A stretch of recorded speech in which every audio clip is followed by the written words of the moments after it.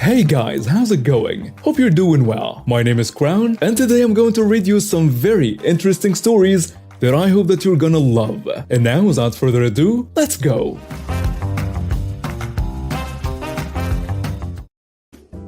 I used to be a stock car racer, but that all changed one fateful day when I was hit and slammed into a wall, fracturing a vertebrae. It was a painful reminder that life can throw you off track when you least expect it. Despite hanging up my recent helmet, I still had a passion for cars and would often gather with my racing buddies to reminisce about the good old days. Every Friday night, our tradition was to race and then stop at a 24-hour restaurant that had plenty of parking space for our truck and car hauler while keeping an eye on our precious vehicles. This particular restaurant was a haven for night owls like us, and it had an added bonus. Half of its walls were large windows, making it easy to spot our cars or trucks with trailers no matter where we parked. One fine Friday evening, my buddies and I decided to drive to our beloved restaurant by car instead of our usual hauler. I have a handicap placard due to my previous spine surgeries, which made it essential for me to have access to handicapped parking spaces.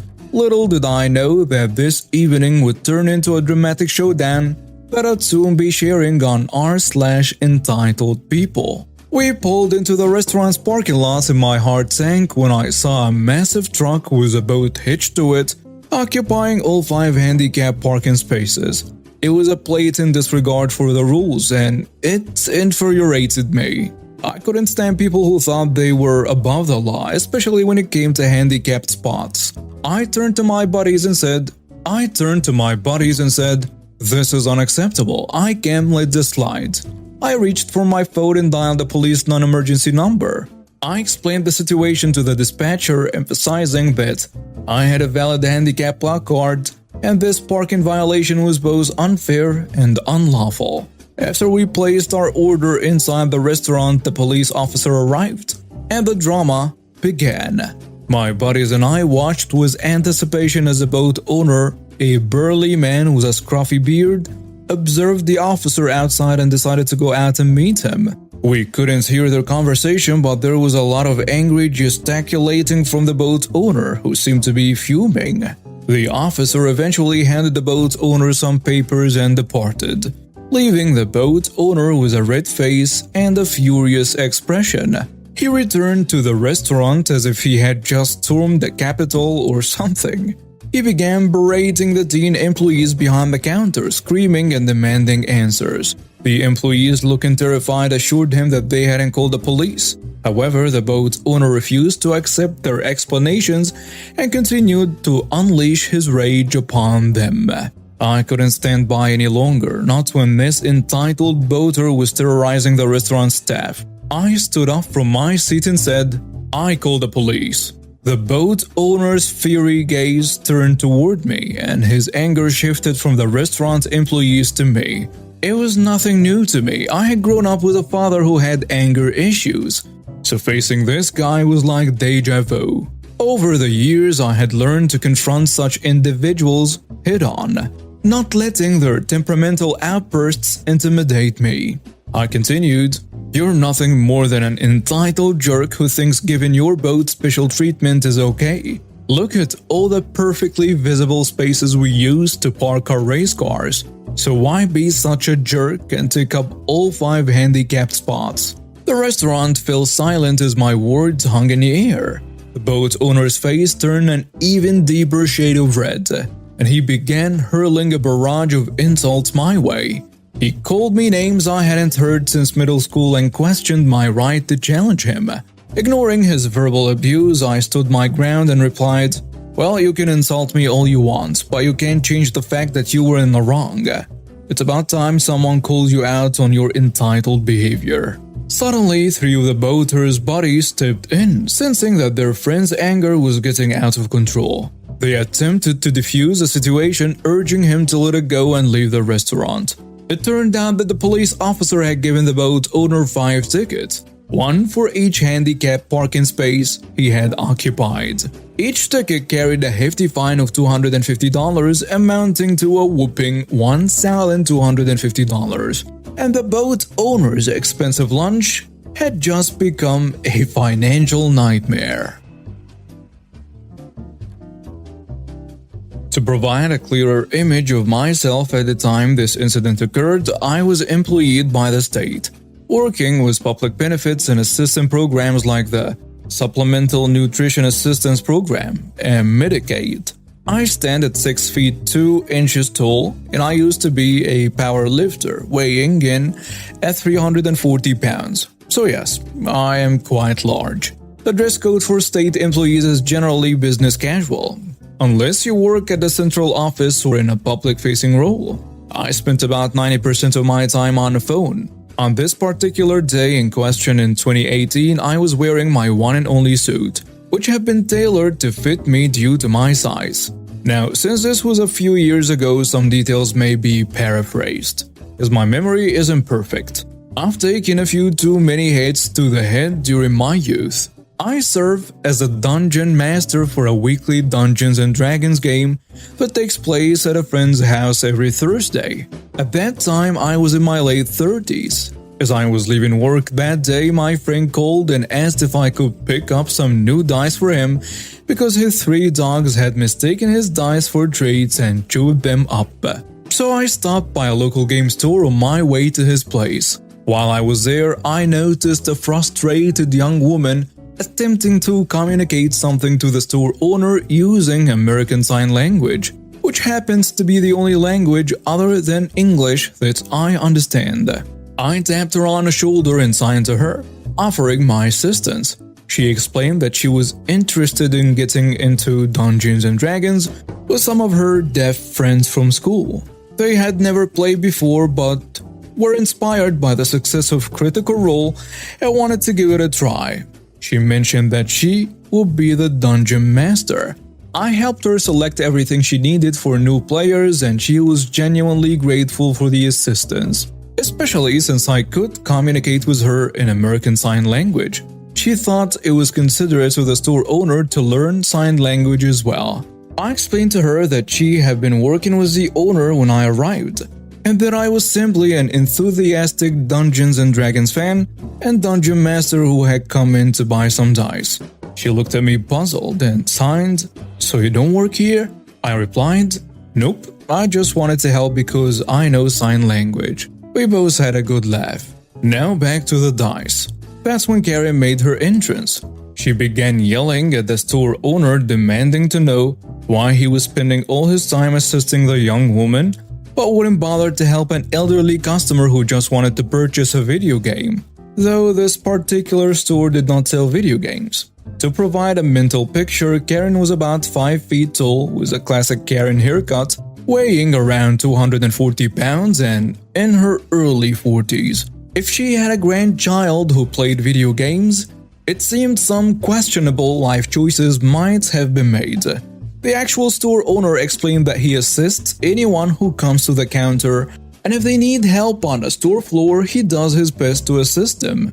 But Karen then pointed at me and said, "No, I am talking about the owner." The real owner and I exchanged looks and simultaneously replied, "Lady, I don't work here, and he is the owner. This store doesn't sell video games." We shared a smile. This is when Karen lost her temper, questioning why a game store wouldn't sell video games and wondering what she should do now. She waddled over to me, poking me in the chest while ranting about how I should be nicer to older customers, as they were the ones keeping the store open. At this point, I revealed my state employee badge and pointed to it, saying slowly, "Lady, I don't work here," and informed her that she could go to the gaming store next door to find what she wanted. I then explained that, according to state and federal law, her poking me in the chest constituted assault. At this point, she sputtered and slapped me. When I attempted to speak again, she slapped me once more. This is when I became quite annoyed. I stood to my full height and shouted at the top of my lungs that if she touched me one more time, I would defend myself, and she wouldn't like the outcome. By this point, the store owner had called the police and had the phone on speaker. We all heard when dispatch mentioned that the officer was only 2 minutes away. Karen screamed and then attempted to slap me again. I caught her wrist, spun her around and pinned her hand to her back. I grabbed her other hand and held both her hands behind her back, at arm's length, to prevent her from kicking me in the shins. This was when the police arrived. Now, when you have a guy who's over a foot taller than you holding a screaming woman at bay, it is natural for the cops to assume that you might be in the wrong. Officer 1 was a lady and the Officer 2 was a guy. Officer 1 entered first and saw the situation, saying, "Sir, please release a woman." I responded, "I will, as long as she doesn't hit me again." Karen started claiming that I had hit her and that she was merely defending herself, insisting that I should be arrested. Officer 2, hearing this, pulled out his taser and said, "Sir, you need to let her go now." I released Karen and raised my hands to hit level. Karen spun around, kicked me, and then slapped me again. The store owner chimed in, stating that this was the third and fourth time she had assaulted me. Officer 1 then handcuffed Karen and escorted her out to the police car. Officer 2, who was a shorter individual standing at about 5 feet 8, continued to keep an eye on me and expressed his intention to handcuff me. I explained that it wouldn't be possible with his handcuffs because my wrists were too large and he would need zip cuffs. I also suggested that he call a sergeant if he intended to arrest me. Officer 2 took a step back and asked, "Are you resisting arrest?" I replied, "No, but I will exercise my right to a lawful investigation before arrest. You know, innocent until proven guilty and all that. I was simply defending myself from being assaulted by that screaming woman your partner just removed. If you want me handcuffed while you figure things out and for your own safety, I am completely fine with that. I'm just letting you know that my wrists won't fit your metal cuffs." Officer 1 returned and reported that Karen had been detained and was requesting a supervisor. The store owner provided his account of the incident and Officer 2 no longer pointing his taser at me. He joked about checking if the cuffs would really fit. I extended my right hand and he attempted to cuff me, discovering that indeed they wouldn't fit. For reference, the minimum inside parameter of the handcuffs is 7.9 inches, 20 centimeters when a ratchet is engaged at first notch, while the maximum parameter is 6.5 inches, 16 centimeters when a ratchet is engaged at the last notch. My wrist measures around 10 inches. Officers 1 and 2 were both surprised that the cuffs wouldn't fit me and acknowledged that even if they did fit due to my size, they wouldn't be able to cuff me behind my back. At this point, the sergeant arrived, entered the scene, saw me, and greeted me by saying, "Hey Rusty, long time no see." I responded with, "Hey Sarge." To make a long story short, Karen was arrested for assault, and yes, I decided to press charges. According to what I learned from the sergeant, this incident marked her 12th encounter involving similar issues, but it was the first time she had become physically violent with someone. Lucky me indeed. Hey guys, I've got a situation on my hands, and I need some advice. Some folks around here think I might be the jerk, but I'm just trying to stand my ground.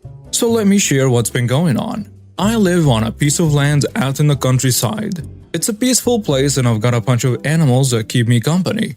But for over a year now, there has been this one kid in the area who's been nothing but trouble. This kid, let's call him Jake, has been a real nuisance. He's always trespassing onto my land, drinking and smoking, and messing with my animals. It all started when he let out one of my goats and she went missing for days. I tried to be patient and talk to his parents about it, but they kept giving me the whole kids will be kids spiel and promised to talk to him.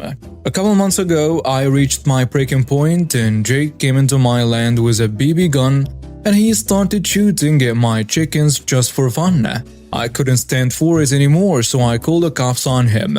I decided to press charges for trespassing and animal cruelty. It was a tough decision, but I felt like it was the right thing to do. I mean, My animals were suffering because of his actions. Well, here is where things take a turn. It turns out that Jake had a scholarship that had some sort of good citizenship, ethics, and behavioral clause. My actions caused him to lose that scholarship. His parents have been coming around begging me to drop the charges because they need that scholarship money. I get it, times are tough and college is expensive. But here's the thing, I believe in consequences. Jake needs to learn a lesson, and his parents need to realize that they just can't sweep his actions under the rug. I told him that this should be a wake-up call for both him and them. But they are calling me a jerk for ruining their child's future, saying that I'm setting him up for failure because now he will graduate with debt. My girlfriend thinks I should drop it. She says he came around once with his parents to apologize, so maybe that's enough. But here is the thing, folks, I am not so sure. I have this nagging feeling that he's only apologizing because he's desperate and wants to get out of this mess. If I let it go, what message does that send? That he can bully, whine, and plead his way out of anything? I don't want to be the bad guy here, but I also don't want to be a pushover. And now some comments on a post. Someone saying, "You're not the jerk. He doesn't deserve a scholarship based on his good citizenship. He doesn't display good citizenship, simply. That's on him, not you. He's been warned before and it's cruel to terrorize animals. He's just not being a nice person. He's an adult, he's old enough to be in college and therefore old enough to know how to not be an awful person who menaces innocent animals. Stay firm on this, you're doing the right thing." Another commenter adds, "Not the jerk. You gave him and his parents chances to correct his behavior. His parents didn't take your complaint seriously and neither did he. He escalated his bad behavior to include animal cruelty and now he has to deal with those consequences. From what you described about his behavior leading up to what got him in trouble, he doesn't meet the good citizen/ethics requirement and it's his fault, he doesn't deserve to go." A third commenter goes with, "Not the jerk. He was warned and he didn't care. He lost a scholarship, but hey, at least he learned that actions have consequences." This happened well over 10 years ago, but every so often, I remember it and smile because it's a nice memory to me, no matter how fuzzy the details are. A bit of backstory, I went to a school that was over 3.5 miles from my house, since it was the only school with a gifted program. I think my mom didn't drive me to school because of her job at the time, but there was a bus stop to get to my school at the other school that was a little under a mile from my house. So every morning she would get me ready and then we'd get in her car and drive to the bus stop. I'd get out to wait for the bus and she'd leave when the bus came. Here is where the story starts. At the time of the story, probably 2nd grade, I was on horrible terms with a girl in my class. I forgot who bullied who, but eventually we made up. Enter her older brother and his friend.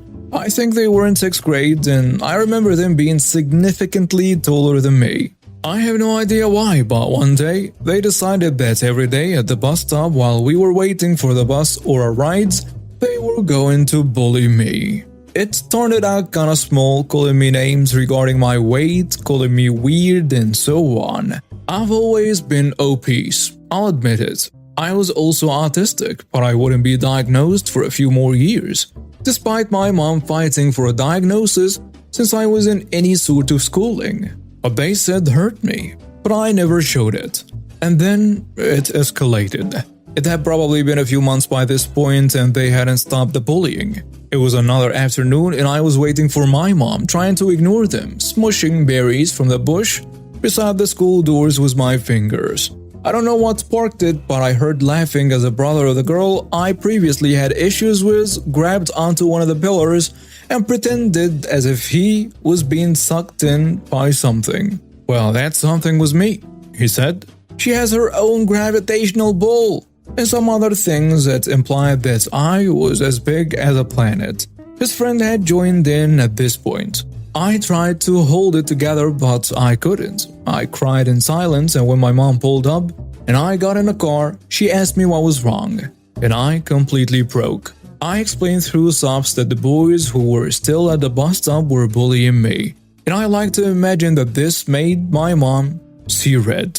Things are a bit fuzzy from here, but I believe my mom called the bus garage, and bus coordinator person told them the situation, and a few days later the boys stopped showing up at the bus stop. I forget who told me, but I found out that she had managed to get them kicked off the bus for the rest of the year. Well, from then on, I looked up to my mom more than I had before, and I felt so much closer to her. Sadly, she is not here to help me anymore, but now I can stand up for myself without her help. Rest in peace, Mom. I totally forgot about this story until I heard a similar one recently. This happened many years ago, but it's still fresh in my memory because it was just so absurd. I briefly wrote about it in my journal, and now I feel like sharing it on r/entitled people. Back then I was in my late 30s, just like the rest of our group. I used to have a friend, but we lost touch because she moved away. Her younger sister was an absolute nightmare, and her 8-year-old daughter was a tiny terror. This kid was a little devil, and her mom, my friend's sister, encouraged her terrible behavior. The kid had a knack for taking other people's things and either destroying them, eating them, or just stealing them. And if you dared to stop her, she'd throw a fit and her mom would come to her defense. Naturally, her mother never offered to replace anything her daughter ruined. One night, a group of us women got together at my friend's house for a horrible movie marathon. We did this 2 to 3 times a month, always with a different theme, and friends and spouses were welcome. But one strict rule was no young kids allowed. We were already deep into our first movie along with 2 bottles of wine, when my friend's front door burst open and her sister walked in unannounced. She claimed she was going clubbing and tried to dump her kid on us, saying we were staying home anyway, so it shouldn't be a big deal. My friend was understandably furious and flatly refused to babysit the kid.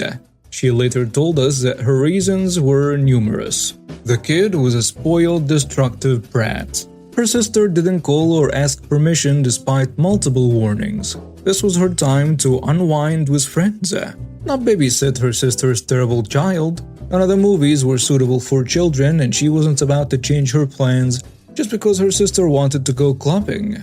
When did I mention the kid was a spoiled and destructive brat? My friend didn't say all of this at the time, but she firmly said no. Her sister and the kid threw a tantrum in response. It turned out that her sister had promised the little goblin a fun movie night with Auntie. As they argued, the kid seized the opportunity to grab the remote and started playing the DVD we had paused when they barged in. It happened to be the 1988 remake of The Plop, and it was my movie. The kid began watching, and we were too preoccupied with the sister's squabble to notice. Ironically, we had paused the movie right before a particularly horrifying and gruesome scene where a little boy gets grabbed, pulled underwater, and emerges half-melted and screaming before being dragged back under to be devoured. Of course, the brat freaked out and started crying, which alerted her mother. She yelled at us for letting her child watch our disgusting movies, probably throwing in a few F-bombs, and then demanded to know who the movie belonged to. I didn't specifically like this woman, so I got up to confront her. Surprisingly, another friend of mine, a buff and sporty girl, who the mother actively feared, also stood up. They had a past beef from a fist fight at a party when a Uber witch flirted with my friend's fiancé, then slapped her. My friend had promptly beaten the crap out of her in front of everyone. My friend stared down at her sister and said, "It doesn't matter whose movie it is. What matters is that you came in here uninvited, gave your sister a hard time, didn't watch your kid, and then got mad when your kid once again touched things that didn't belong to her and scared herself. I suggest you take your kid, turn around, and go home." A reasonable person might have followed that advice, but Uber Witch wasn't known for her intelligence.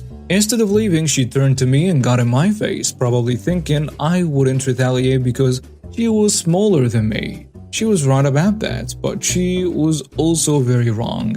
I've always had a temper, and it often first manifests as sarcasm. But when pushed too far, I won't hesitate to stand my ground, regardless of the other person's size. She started screaming at me, a cacophony of nonsense I didn't bother to listen to, except for a sentence or two like, "We needed to care for her kid." When she paused for a press, I responded, "Why is it our job to watch your kid? None of us pushed her out of our womb." She gasped, just like in a graphic novel, and she screamed in my face, "You have a son!" I was getting really mad at this point and retorted, "Yes, I do have a son. But do you see him here? No." Well, that's because I'm not a self-centered jerk who bring him to an adult-only gathering or dump him on others without asking. This set her off even more and she tried to slap me. Fortunately for me, she fought like a girl. Unfortunately for her, I don't discriminate when it comes to defending myself. As she pulled her arm back to strike, I moved slightly to the side, grabbed her arm, rotated it behind her back, yanked her hair and slammed her face into the nearest wall, pinning her arm. It felt oddly satisfying. She struggled and cursed, but I wasn't letting go. I gave her 3 choices. Leave with her kid quietly, have me beat her in front of her kid, I'd never do that but she didn't know that, or have me call the police and her ex, who despised her because she cheated, to come pick up the kid. She reluctantly agreed to the first option, but then tried to get her sister to side with her because, you know, family. My friend responded by taking her keys and removing her house key. She firmly told her that neither she nor her kid were welcome in her house and to get out. The entitled mother's shock was palpable and she looked at all of us for support. We just glared at her. Realizing nobody would side with her, she grabbed her kid, hurled some choice insults at us, especially me, and she left, slamming the door behind her. My friend apologized to us, but we all knew her sister was a jerk in the situation. She immediately called her parents, warned them about her sister's antics, and advised them to go anywhere else unless they wanted to watch the brat all weekend. Her sister had pulled similar stunts multiple times. In the end, the entitled mother missed out on her clubbing plans and eventually lost custody of her kid to her ex. It was a fitting consequence for her irresponsible behavior. So, I'm pretty new to the work world with just about 5.5 months under my belt at the car wash where I work. My job isn't anything fancy, but it pays a bill and I like it. It's a simple job and it keeps me busy. I've been getting into the routine of work and there is a specific uniform I have to wear. The shirt and apron I put on for work happen to be partially red in color, and that's where the confusion comes into play. At the end of my shift, I'd usually head home on foot. It takes me around 20 to 30 minutes to make it back. And on my way, I often make a quick stop at a nearby grocery store to pick up some drinks and snacks. It's a bit of a routine for me, unwind a bit before going home. Now one day I goofed up big time. I forgot to change out my work uniform before heading to the grocery store. So there I was, still wearing my car wash shirt and apron. The grocery store employees had a different uniform, a button-up shirt with various colors, which was quite different from mine. I wasn't aware of my mistake until I found myself standing in a drink aisle trying to decide what to buy. And that's when it all started. I felt a tug on my uniform sleeve and I turned to see the classic Karen. She was a bit shorter than me and I stand at 5 foot 10 inches, and I stepped back thinking I might be blocking her way. But it wasn't about the aisle space. The problem was something else entirely. "Excuse me, you're out of this soda brand, and I was wondering if you could go in the back to get some more." I replied, "Oh, I'm sorry, but I don't work here." Then I continued to browse a selection of drinks, hoping that would be the end of it. But Karen insisted, "Of course you do. Now go get me the soda." I tried to be polite and said, "No, I don't." I pointed at the car wash logo on my shirt, hoping it would clear things up, but she completely ignored it. She wasn't giving up easily. "Give me your name because I'm going to complain to your manager." I knew that the manager of the car wash was on vacation in Hawaii, so this didn't faze me much. I shook my head and whispered, "I won't give you my name. You don't need my name, because I don't work here." But she wouldn't take no for an answer. "You do need to give me your name." "No, I don't. Now please, I just want to," she interrupted. "Give me your name now." At this point, Karen was banshee screeching, and I started to feel a bit uncomfortable. Just then, an employee who happened to be a friend of mine came down the aisle. The employee asked, "I am hearing a commotion. What seems to be the problem here?" I tried to explain the situation, but Karen cut me off and started ranting about how I was being rude, lazy, and should be fired because the customer is always right. My friend, who knew I didn't work there, tried to reason with Karen, but she was having none of it. "I demand to speak with your manager about this employee," Karen yelled. My friend calmly replied, "Please do not yell. There are other customers than yourself and him. He's not a customer. He's a worker. Now give me the manager, or I will have both of your jobs." My friend decided it was time to call the manager, but before the manager could arrive, Karen took things to a whole new level. She grabbed my collar with both hands and threw me toward the manager, knocking him over. That was the last straw. The manager told his employee to call the police. As Karen realized the gravity of the situation, she freaked out and made a run for the exit. But as luck would have it, running in high heels is not the best idea. She lost her balance and fell over. It was almost comical in a way. In the end, she was arrested for assault and I managed to escape with my drink for free. It was quite an eventful day, to say the least. I couldn't help but shake my head at the audacity of some people. It was a strange experience, and one that I won't forget anytime soon. This happened a few years ago and I want to share my story with you. The tale of how I got sweet pro revenge. You see, at the time, my fiancée, now my wife, and I were on a quest to find the perfect dresses for her bridesmaid for our upcoming wedding. We were driving all around town, from one place to another in search of something that would make her happy. It had been a rainy day and the roads were pretty slick. We had just left David's bridal and were making our way out of the plaza when it happened. As I was reaching the intersection where the plaza met the road, another car came turning in. Sadly, the driver couldn't hit the brakes in time and he skidded right into the front end of my car on the driver's side. Fortunately, everyone was okay, but our cars had seen better days. As we got out of our cars to assist the damage, I couldn't help but notice that his car seemed completely unharmed, while mine had suffered a minor dent. The other driver was around 45 years old and he had his son in the car with him. We exchanged names and phone numbers and he explained that he was on his way to work. I told him we were out shopping for our wedding. I must admit I was pretty naive back then when it came to handling accidents. The other driver suggested that since we were both busy, we should handle things ourselves without involving the police. My mistake was agreeing to that. We didn't call the police and he told me to get an estimate for the damage so we could figure out what it would cost to fix.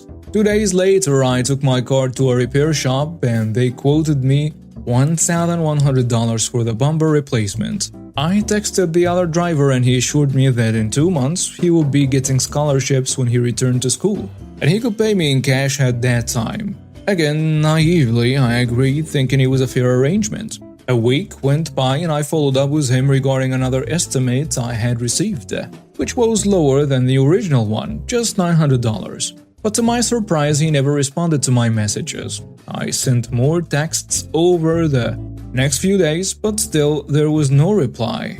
And that's when it hit me. He had bailed on me. Frustrated and feeling deceived, I decided it was time to take matters into my own hands and find this guy.